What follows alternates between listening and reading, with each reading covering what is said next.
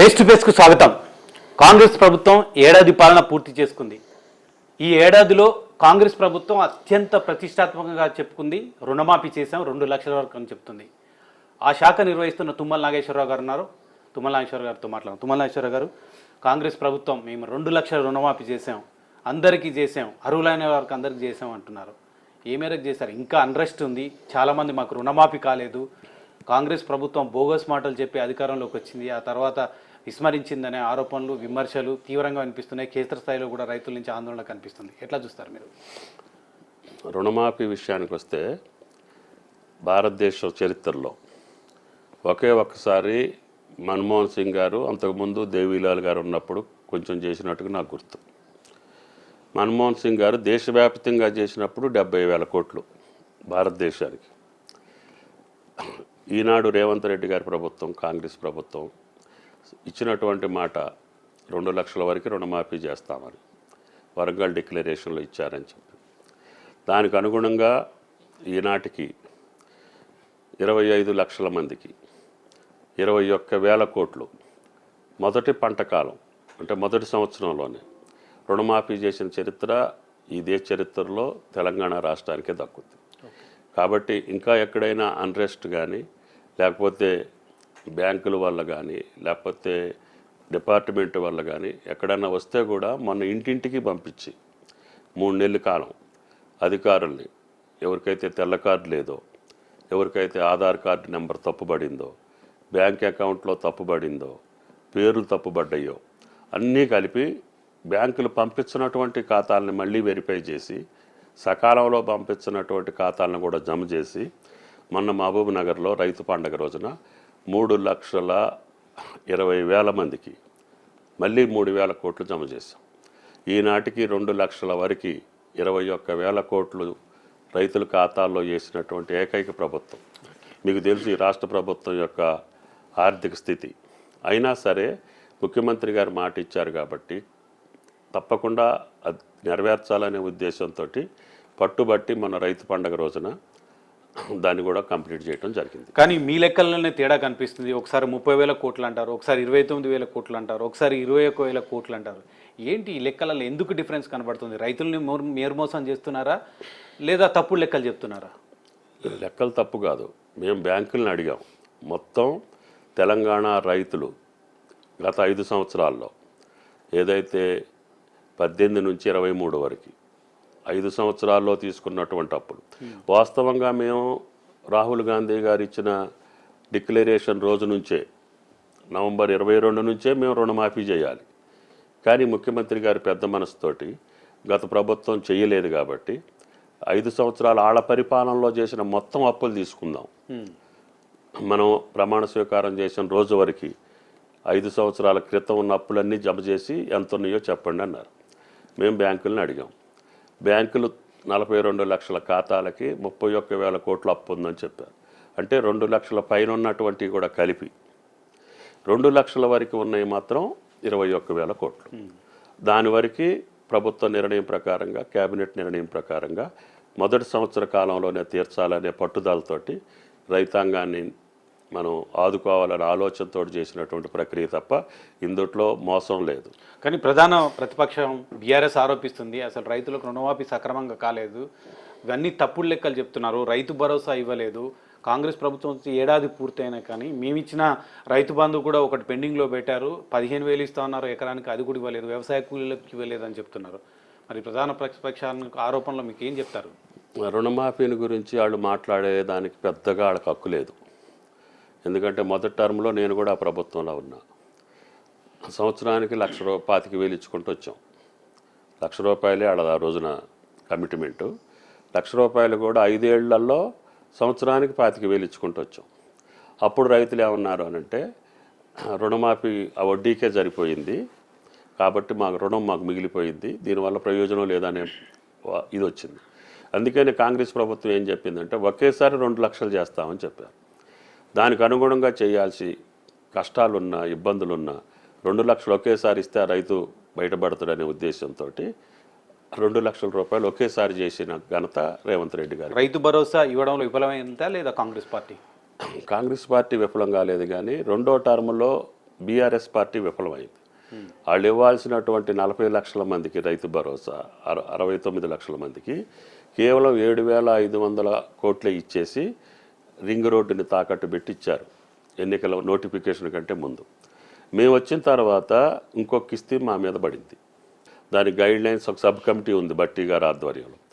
Guide లైన్స్లో గతంలో రైతుల యొక్క ఆలోచన ఏంటంటే పంట వేయని భూములకు కూడా వెళ్ళింది, ప్రజాధనం దుర్వినియోగం అయింది, పంట వేసిన వాళ్ళకే ఇవ్వండి అనేది అందరి అభిప్రాయం. అఖిలపక్షంలో రాజకీయ పార్టీలు కానీ రైతుల సంఘాలు కానీ అందరూ చెప్పేది పంట వేసినోడికే కదా మీరు పంట భరోసా ఇవ్వాల్సిందని మా మీద ఒత్తిడి ఉంది. అంటే కాంగ్రెస్ ప్రభుత్వం ఇక ముందు కేవలం ఎవరైతే పంట సాగు చేస్తున్నారో వాళ్ళకే రైతు భరోసా ఇవ్వబోతున్నారా? ఇది స్పష్టమా? అది ప్రజాభిప్రాయం, రైతుల అభిప్రాయం, మీలాంటి మేధావుల యొక్క అభిప్రాయం. అది న్యాయం అనేది దానికే మేము కట్టుబడి ఉంటాం. ఎట్లా సర్వే అంటే మీ క్షేత్రస్థాయిలో సర్వే పూర్తయిందా? ఎవరైతే పంట వేస్తున్నారో ఏ పంట వేస్తున్నారు, ఎన్ని ఎకరాలు? మా దగ్గర ఏఈఓలు 5,000 ఎకరాలకు ఒక ఏఈఓ ఉన్నారు, ఏఓలు ఉన్నారు, డిఏఓలు ఉన్నారు. ఇప్పుడు కూడా మాకు ఏ పంట ఎవరు ఏ ఊళ్ళో ఎంత వేసారు అనేది మాకు లెక్కలు వస్తాయి. కానీ ఇది ఇంకా నిక్కచ్చిగా ఉండాలి అని అంటే టెక్నాలజీ వాడాలనేది నా ఆలోచన. ఈ రెండింటిని మ్యాచ్ చేసుకొని ఇటు మాన్యువల్గా చేపిస్తాం, అటు టెక్నాలజీ కూడా వాడి ఖచ్చితంగా పంట వేసినోడికి ఇచ్చే అవకాశం ఇతర రాష్ట్రాల్లో మాదిరిగానే మన రాష్ట్రంలో కూడా అమలు చేసే అవకాశం ఉంది. రేపు వచ్చే పంటకి అదే పద్ధతిని అవలంబించదలుచుకున్నాం. తుమ్మల నాగేశ్వరరావు గారు రైతు పక్షపాతి, రైతు ప్రయోజనాల కోసం పాటుపడతారు. ఏ మంత్రివర్గంలో ఉన్నా, ఏమి మంత్రిత్వ శాఖ నిర్వహించినా మీరు రైతు పక్షపాతిగా ఉంటారు. నిజానికి చెప్పండి, ఈ ప్రభుత్వంలో రైతులు నిజంగా హ్యాపీగా ఉన్నారా? వరుణ దేవుడు కరుణించాడు, కానీ మీ గొప్పతనం ఏం లేదు. వరుణదేవుడు కరుణించడం రైతులు హ్యాపీగా ఉన్నారు. వరుణ దేవుడు లేకుండా ఉంటే మీరు ఎన్ని సబ్సిడీలు ఇచ్చినా, ఎన్ని రుణమాఫీలు చేసినా రైతు హ్యాపీగా ఉండడు. రేవంత్ రెడ్డి గారి కాంగ్రెస్ ప్రభుత్వం యొక్క అదృష్టం నేను ఈ పదవిలో ఉండటం, వ్యవసాయ మంత్రిగా ఉండటం, నేను మట్టికి ఆనందపడుతున్నా. ఎందుకంటే ప్రాజెక్టులు నీళ్లు నిండినాయి. రేవంత్ రెడ్డి గారి అదృష్టం అనుకోండి, రైతుల అదృష్టం అనుకోండి, సమృద్ధిగా వానలు ఉండటం మూలాన అన్నిటికంటే 1,00,000 ఎకరాలు సేద్యం ఎక్కువే అయింది. దానివల్ల పంట కూడా దిగుబడి పెరిగింది. మీరు పంట దిగుబడి పెరిగింది. పంట దిగుబడి పెరగటంతో పాటు అదృష్టవశాత్తు మార్కెటింగ్ ఉంది. ఇప్పుడు మేము వాస్తవంగా ధాన్యం ఎంఎస్పి కొని 500 ఇచ్చినా కూడా ఇక్కడే నేను అడుగుతున్నాను, మీరేమో కాంగ్రెస్ పార్టీ ఎన్నికల మేనిఫెస్టోలో బోనస్ 500 ఇస్తామని చెప్పారు. అది సన్న ఓడ్ల దొడ్డు ఓడ్ల అని చెప్పకుండా ఇప్పుడు తీరా మీరు బోనస్ ఇచ్చే సమయానికి కేవలం సన్న ఓడ్లకు మాత్రమే ఇస్తాం, దొడ్డు ఓడ్లకు ఇవ్వమని చెప్తారు. మోసం కాదా, దగా కాదా రైతులు? దానికి కారణం సన్నాలు ఒక 5-10 బస్తాలు తక్కువ దిగుబడి వస్తాయని అపోహ రైతులది. దొడ్లేస్తే దిగుబడి ఎక్కువ ఉంటుందని. ముఖ్యంగా ఏంటంటే మీరు చూశారు, ఇప్పుడు రేషన్ బియ్యం దొడ్డు బియ్యం ఇస్తున్నాం. దానివల్ల ఆ బియ్యం ఏమవుతుంది, ఏ రకంగా దుర్వినియోగం అవుతుంది, ప్రజలకు ఏమాత్రం ఉపయోగపడుతుంది అనేది మీరు చూస్తున్నారు. అదేవిధంగా సోషల్ వెల్ఫేర్ హాస్టల్లో ఎస్టీ కానీ, ఎస్సీ కానీ, బీసీ కానీ, మైనారిటీ గురుకులాల్లో కూడా దొడ్డు బియ్యమే తింటున్నారు. ముఖ్యమంత్రి గారి కోరిక ఏంటంటే వాళ్ళకు కూడా మనం సన్నబియ్యం ఇవ్వాలి. సన్నబియ్యం ఇవ్వాలంటే మన దగ్గర తక్కువ పడుతుంది కాబట్టి దానికి బోనస్ ఇస్తే, పోయినసారి 20-21% ఉన్న సన్న వరి యొక్క సేద్యం ఈ సంవత్సరం 61%కి వచ్చింది ఒక పంట కాలంలో. నేను ఈ యాసంగిలో కూడా అడుగుతున్నా 80%కి అబోవ్ సన్నాలు వేసే అవకాశం ఉంది. దానివల్ల రైతుకి లాభం ఏంటి అంటే మార్కెట్ ఉంది, డిమాండ్ ఉంది సన్నధాన్యానికి. అదేవిధంగా ఈ ప్రభుత్వం పేదలకి, పేద విద్యార్థులకి రేషన్ ఇవ్వాలని కాబట్టి దాన్ని ప్రోత్సహించడం ఇదేంటంటే రైతుకి ₹1 రావాలి, ఆ పంట వల్ల సమాజానికి ఉపయోగపడాలి. కానీ ఇదే క్రమంలో మీకు సన్న ఒడ్లు వేయడం మూలంగా, అది సాగు చేయడం మూలంగా నీటి వినియోగం ఎక్కువ అవుతుంది, దానికి సంబంధించిన పవర్ కన్జంప్షన్ కూడా ఎక్కువ అవుతుంది. ఇప్పుడు కొత్త వంగడాలు వచ్చినాయి తక్కువ కాలంలో వచ్చేదానికి. అదేవిధంగా విత్తనం నూక కాకుండా ఉండే విత్తనం కూడా మనం రిలీజ్ చేస్తున్నాం. అందుకనే హెచ్ఎంటి, బీపీటీ, తెలంగాణ సోనాకి విపరీతమైన ధరలు ఉన్నాయి. అందుకనే ఇప్పుడు 3,000-3,100 పచ్చిధాన్యం కొనుక్కునే పరిస్థితి వచ్చింది. మిల్లర్స్ కానీ, ప్రైవేట్ వాళ్ళు కానీ, ఇతర రాష్ట్రాలు కానీ. ఇప్పటివరకు రైతులకు సన్న బియ్యం బోనస్ ఎన్ని వేల కోట్లు ఇచ్చారు? 10,000 కోట్లకి విలువైనటువంటి ధాన్యాన్ని మేము కొనుగోలు చేసాం. సుమారు 2,000 కోట్లు సుమారు బోనస్కి వెళ్ళింది. కాబట్టి అది రైతు నేరుగా పండించేవాడికి వెళ్తుంది. ఏడాదిలో రైతు భరోసా 7,000 కోట్లు ఇస్తే ఓన్లీ సన్న బియ్యానికి బోనస్ 2,000 కోట్లు ఇచ్చారా? రైతు బంధుకి 7,625 కోట్లు ప్రతి ఎకరానికి ఇచ్చాం. 2,000 కోట్లు బోనస్ ఇచ్చారు. ఇప్పుడు వరకు వచ్చింది మనకి 1000 కోట్లు, అంటే ఇంకా డిసెంబర్ ఆఖరి దాకా కూడా ఉంటుంది. ఇప్పుడు వరకు 60% హార్వెస్టింగ్ అయింది, ఇంకా లేటు కోతలు కూడా జరుగుతాయి. మేము ఎస్టిమేట్ వేసుకుంది 2,000 కోట్లు. కాళేశ్వరం లేకుండానే మీరు అధిక దిగుబడి సాధించారు, దేశంలోనే వరి ఉత్పత్తిలో ఎక్కువ ఉత్పత్తిని అధిగమించారని చెప్తున్నారు. ఇంకా కాళేశ్వరం అవసరం లేదనుకుంటున్నారా? కాళేశ్వరాన్ని మళ్ళీ పునర్నిర్మించే అవకాశం లేదా? ఎక్కడైతే కుంగిపోయిందో అక్కడ అది ప్రభుత్వం ఇప్పటికే కమిషన్ వేశారు. కమిషన్ నిర్ణయం వస్తుంది త్వరలో. వచ్చిన తర్వాత నిర్ణయం చేయాల్సి వస్తుంది. ఏ ప్రభుత్వం చేసినా కూడా దాన్ని సద్వినియోగం చేయాల్సిన బాధ్యత మళ్ళీ వచ్చినటువంటి. కానీ మీ ఎక్స్పీరియన్స్ ప్రకారం కాళేశ్వరం కట్టారు, డిస్ట్రిబ్యూటర్ కెనాల్ లేవు, కేవలం కొన్ని రిజర్వాయర్లు కట్టారు, అంటే దానివల్ల ఫలితం లేకుండా పోయిందా? సహజంగా వర్షాధారంగా వచ్చిన వానల వల్లనే ఇవన్నీ పంటలు పండాయా? ఎట్లా అంటే నేను ఆ ప్రభుత్వంలో ఉన్నప్పుడే ఇది కన్సీవ్ చేశారు. ఆనాటి ముఖ్యమంత్రి కూడా సంప్రదింపుల్లో నేను కూడా 1-2 మీటింగుల్లో పాల్గొన్నాను. దాన్ని కాళేశ్వరం, అన్నారం, సుందిళ్ళ 3 ప్రాజెక్టులు రివర్స్ పంపింగ్ తోటి నింపి, నదులు నింపి ఎల్లంపల్లికి తీసుకురావటం రెమ్యూనరేటివ్ కాదు ఏమో అని ఆలోచించమని చెప్పాను. ఎందుకంటే కాస్ట్ ఎక్కువ అవుతుంది, రికరింగ్ ఎక్స్పెండిచర్ ఎక్కువ అవుతుంది. లిఫ్ట్ ఇరిగేషన్స్ పెట్టుబడి కంటే తర్వాత వచ్చేటటువంటి పవర్ బిల్స్ కానీ తర్వాత నిర్వహణ కానీ, రిజర్వాయర్ ఇప్పుడు కాళేశ్వరం నుంచి అన్నారం మొత్తం నింపి, అన్నారం నుంచి సుందిళ్ళ మొత్తం నింపి, ఆ లోపల గోదావరి వస్తే ఈ నీళ్ళన్నీ మళ్ళీ సముద్రానికి వెళ్ళే 2-3 ఏళ్ళుగా అదే జరుగుతున్నట్టు. అందుకని అది మళ్ళీ పునరాలోచించండి అని చెప్పాను. కానీ అక్కడ ఇంద్రావతి, అదేవిధంగా ప్రాణహిత, ఆ నదుల యొక్క అనుసంధానాన్ని చూసుకొని ఆ రోజు ప్రభుత్వం నిర్ణయం తీసుకుంది. దానివల్ల లాభ నష్టాలు భవిష్యత్తు తేల్చాల్సిందే. కానీ ఈ సంవత్సరం గోదావరి మనకు ఓవర్ఫ్లో అవటం మూలాన ఎల్లంపల్లి నుంచే మనం ఈ రిజర్వాయర్లోకి నీళ్లు మళ్లించడం ఒకటి, భూగర్భ జలాలు సమృద్ధిగా ఉండటం ఒకటి, 10 లక్షల బోర్వెల్స్ గత 5-10 సంవత్సరాలు ఇంక్రీజ్ అవటం ఒకటి, దానివల్ల ప్రతి సెంటు కూడా పండే అవకాశం వచ్చింది. కాబట్టి ఎక్కువ ఎకరాలు సాగులోకి వచ్చింది, ఎక్కువ పంట దిగుబడి వచ్చింది. అది చెప్పదలుచుకున్నాం. కాళేశ్వరం నుంచి పంపులు వాడకుండా, పంపులు వాడలేదని ఇరిగేషన్ మంత్రి గారు చెప్పేది ఏంటంటే, మేము ఆ 3 రిజర్వాయర్ల నుంచి కానీ లేకపోతే బ్యారేజీల నుంచి మేము నీళ్లు తోడి పొయ్యలేదు, పొయ్యకపోయినా మేము ఎక్కువ పంట పండించినామని చెప్తున్నాం తప్పితే అది నిరర్థకమా అర్థకమా అనేది ప్రజలు నిర్ణయించారు. ఓకే, తుమ్మల గారు తెలుగుదేశం ప్రభుత్వ హామీలో మంత్రిగా పనిచేశారు, బీఆర్ఎస్ హామీలో మంత్రిగా పనిచేశారు, ఇప్పుడు కాంగ్రెస్ హామీలో కూడా మంత్రిగా పనిచేస్తున్నారు. ఈ 3 గవర్నమెంట్లు చూశారు, సుదీర్ఘకాలం రాజకీయ అనుభవం ఉంది, ప్రభుత్వంలో కూడా పనిచేశారు. ఇప్పుడున్న కాంగ్రెస్ ప్రభుత్వం ఎలా అనిపిస్తుంది గత ప్రభుత్వాలతో కంపేర్ చేస్తే? 7 ఏడాది పాలన మీద మీ అభిప్రాయం ఏంటి? సూటిగా పార్టీ రహితంగా చెప్పండి. ఎన్టీఆర్ గారిది క్రమశిక్షణతోటి కూడుకున్నటువంటి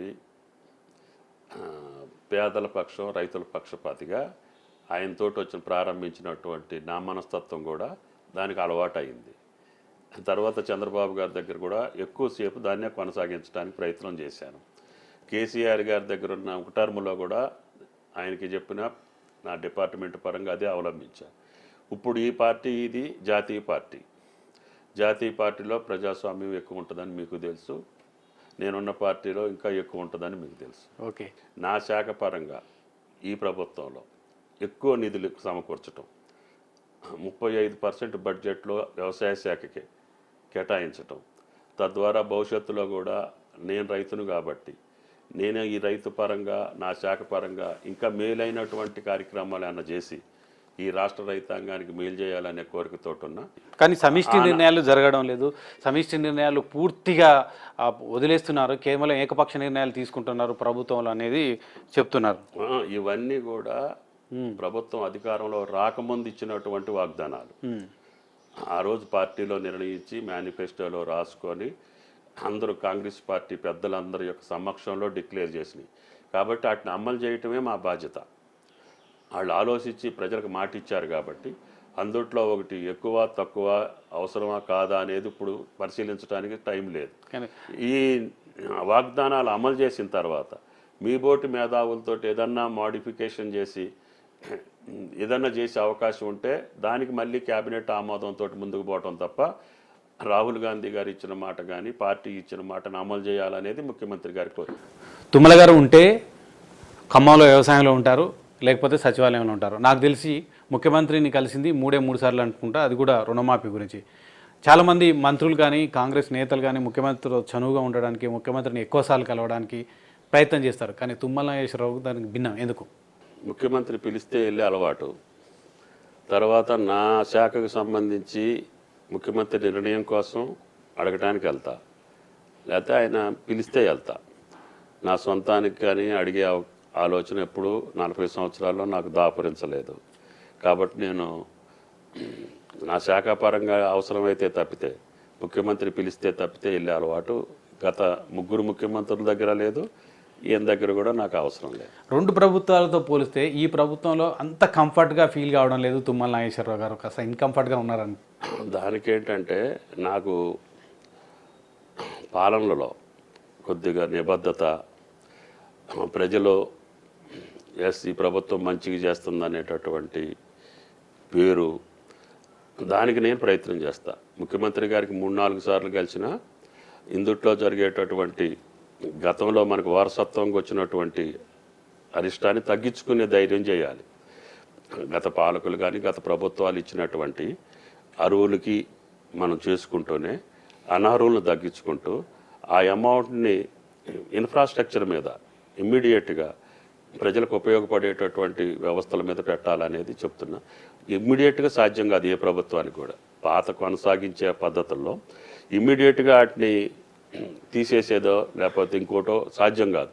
కానీ దాన్ని స్ట్రీమ్ లైన్ చేయాల్సినటువంటి అవసరం ఉంది. ఈ ప్రభుత్వం అది చేస్తానే ఆశతోటి నేను నా ప్రయత్నం నేను చేస్తాను. ఈ మార్పులు చేర్పుల పైన చాలా రకాల భిన్నాభిప్రాయాలు వ్యక్తమవుతున్నాయి. తెలంగాణ తల్లి విగ్రహాన్ని మార్చడం పైన, రాజముద్ర మార్చడం పైన, ఇలాంటి మార్పులు ఏ ప్రభుత్వం వస్తే ఆ ప్రభుత్వం మార్పులు చేసుకుంటూ పోతే ఇది ఎటు దారి తీస్తుంది? ఒక అరాచకానికి దారి తీయదా? అరాచకం అనదు, కానీ అది పార్టీ యొక్క నిర్ణయం, వ్యక్తుల నిర్ణయం కాదు. కాబట్టి పార్టీలో ఉన్నా కాబట్టి పార్టీ నిర్ణయానికి నేను కట్టుబడి ఉండాలి. ఓకే, రేవంత్ రెడ్డి గారి ఏడాది పనిలో ఒక 10 మార్కులు అనుకుంటే, మీరు సుదీర్ఘ రాజకీయ జీవితంలో ఎక్కువ కాలం మంత్రిగా పనిచేసిన తుమ్మల నాగేశ్వరరావు గారు ఎన్ని మార్కులు ఇస్తారు? అంటే మార్కులతోటి పాలన మనం కొలవలేం, కానీ వ్యక్తిగతంగా చెప్పండి. ప్రజల యొక్క అనుభవం, ఆయన గారు గతంలో ఎప్పుడు కూడా అడ్మినిస్ట్రేటివ్ పోస్ట్లో లేరు. సరే, జెడ్పీటీసీగా, ఎమ్మెల్యేగా, ఎమ్మెల్సీగా, ఎంపీగా రాజకీయ పార్టీలో యాక్టివ్గా ఉండేవాడు. నేనున్న తెలుగుదేశంలో కూడా ఉన్నాడు, తర్వాత కాంగ్రెస్ పార్టీ. ఆయన యొక్క దూకుడుతనం, ఆయన యొక్క ప్రజలతోటి కలిసిమెలిసి ఎట్టి పరిస్థితుల్లో నేను అనుకున్నది సాధించాలనేటటువంటి మొండితనం అతనికి కలిసి వచ్చింది. కలిసి వచ్చిన దానికి ఇప్పుడున్నటువంటి పరిస్థితులకు అనుగుణంగా ఆలోచన చేసేటటువంటి కామన్ సెన్స్ ఉంది, శక్తి ఉంది, ఆలోచన ఉంది. దానికి అందరం సహకరించి ఈ ప్రభుత్వం రేపు రాబోయే 4 ఏళ్లలో పద్ధతి ప్రకారంగానే పరిపాలించింది, ప్రజాహితం కోసమే చేసిందనే పేరు తెచ్చుకోవాలనేది నా మానసికమైనటువంటి, నా అంతరంగమైన కోరిక. ఎంత ఉద్దండుడైనా, ఎంత క్రమశిక్షణ కలిగిన నేత అయినా, ఎంత స్ట్రాంగ్ లీడర్ అయినా ప్రాంతీయ పార్టీల్లో ఉన్న వెసులుబాటు జాతీయ పార్టీలో ఉండదు. అది ఇప్పుడు రేవంత్ రెడ్డికి విఘాతంగా మారుతుందా? విఘాతం కాదు, కానీ హైకమాండ్ కూడా ఆలోచన చేసి ఎక్కడైనా పొరపాటు ఉంటే సరి చేసుకోవటం, కానీ దానికి పూర్తిగా స్వేచ్ఛ ఇవ్వాల్సినటువంటి అవసరం ఉంది. ఆ స్వేచ్ఛని ఈయన సద్వినియోగం చేసుకోవాల్సిన అవసరం. చిరకాల వాంఛ సీతారామ ప్రాజెక్టు మీరున్నప్పుడు ఇంకా పూర్తి కాలేదు, 10,000 కోట్ల వరకు వెచ్చించారు. ఇప్పుడు ఇంకా కావాల్సింది, ఇది ఎప్పుడు మీ హయాంలోనే పూర్తి అవుతుందా? నాకు నమ్మకం ఉంది. ముఖ్యమంత్రి గారు పట్టుదలగున్నారు, తర్వాత ఇరిగేషన్ మంత్రి గారు కూడా అవగాహన అయింది. కాబట్టి కాకపోతే రాష్ట్రం మొత్తం మీద ఇటువంటి ప్రాజెక్టులు ఎక్కువ ఉన్నాయి. కాబట్టి ఇంకా ఎక్కువ నిధులు సమకూర్చుకుంటే తప్ప ల్యాండ్ ఎక్విజిషన్ కానీ, కోర్టు కేసులు కానీ, ఇటువంటి టెక్నికల్ ఆస్పెక్ట్స్లో, తర్వాత టన్నెల్స్ ఉన్నాయి ఇందులో. ఇప్పుడు మీరు చూసారు ఎస్ఎల్బిసి, ఆ రోజు నేను ఎస్ఎల్బిసి టన్నెల్ లేట్ అవుతుందనే ఆ రోజు ముఖ్యమంత్రిని ఒప్పించి లిఫ్ట్ ఇరిగేషన్కి ఎస్ఎల్బిసి మాధవరెడ్డి ఎత్తిపోతల పథకాన్ని 3 సంవత్సరాల్లో పూర్తి చేయగలిగాం. అటువంటి అన్నీ కూడా మనం సాంకేతికపరమైన ఇబ్బందులు ఉన్నాయి, ఆర్థికపరమైన ఇబ్బందులు ఉన్నాయి, తర్వాత న్యాయపరమైనటువంటి ఇబ్బందులు ఉన్నాయి. వాటిని అన్నింటినీ ఇమీడియట్గా పూర్తి చేసుకొని కాన్సన్ట్రేట్ చేసి సాగునీరు, విద్యుత్ శక్తి, విద్య, వైద్యం మిగతా అంశాలన్నింటినీ కూడా పరిశీలన తీసుకొని సమతుల్యంతో ముందుకు పోతారనే విశ్వాసం ఉంది. ముఖ్యమంత్రి గారి ఆలోచన కూడా ఇప్పుడు ఈ సంవత్సర పాలనలో ఆయన ప్రయారిటీస్ కూడా అదే పద్ధతిలో ఉన్నాయి కాబట్టి నేను ఆ విశ్వాసంతో ఉన్నా. తప్పకుండా ఆయన సఫలీకృతుడు కావాలనేది నాకు. ఎందుకు తుమ్మల నాగేశ్వరరావు గారు మీ శాఖకే పరిమితం అవుతున్నారు? చాలా కీలకమైన విషయాల్లో ఎందుకు అడ్వైజ్ చేయడం లేదు? దుందుడుకుగా వ్యవహరిస్తున్నారు. హైడ్రా అనేది ఒక తప్పటడుగు, లగచెర్ల ఫార్మాసిటీ అనేది ఇంకొక తప్పటడుగు, దిల్వార్పూర్కి సంబంధించిన ఇథనాల్ ఫ్యాక్టరీకి సంబంధించినది ఇంకో తప్పటడుగు, 10th గ్రేడింగ్ మళ్ళీ పెట్టి మళ్ళీ ఎత్తేసి మళ్ళీ నెక్స్ట్ ఇయర్ నుంచి ఇటువంటి అనాలోచితమైన నిర్ణయాలు ముందుగా సమిష్టిగా ఆలోచించకుండా సమిష్టిగా నిర్ణయం తీసుకోకుండా పోవడం వల్లనే ఇటువంటి ఇబ్బందులు వస్తున్నాయంటారా? ఉంటాయి, 1-2, కానీ ఆలోచన చేస్తే నాకు తెలిసిన కాడికి కానీ మీ బోటు వాళ్ళని అడిగి నేను చెప్పగలుగుతా. లేదు నా దృష్టికి వచ్చిన తర్వాత అయినా ముఖ్యమంత్రితో ఎప్పుడు చెప్పాలో అక్కడ చెప్పగలుగుతా, కానీ బహిరంగంగా నేను ఎక్కడ మాట్లాడను. ఓకే. తుమ్మల నాగేశ్వరరావు అంటే ఏ మంత్రివర్గంలో ఉన్నా ఏ ప్రభుత్వంలో ఉన్నా కానీ కమ్మ సామాజిక వర్గానికి ప్రతీకగా చూస్తారు, కానీ ఆయన కమ్మ మీటింగ్లకు మాత్రం హాజరు కాదు. ఇటీవల ఒక కమ్మ సామాజిక వర్గం భారీ ఎత్తున మీటింగ్ పెట్టింది, దానికి దూరంగా ఉన్నారు. మీరు వెళ్ళలేదా, వాళ్ళు పిలవలేదా? నేను సామాన్యంగా రాజకీయాల్లోకి వచ్చిన దగ్గర నుంచి అమీరుపేట కమ్మ సంఘ భవన శంకుస్థాపన దగ్గర నుంచి అన్నిట్లో పాల్గొన్న వ్యక్తిని నేను.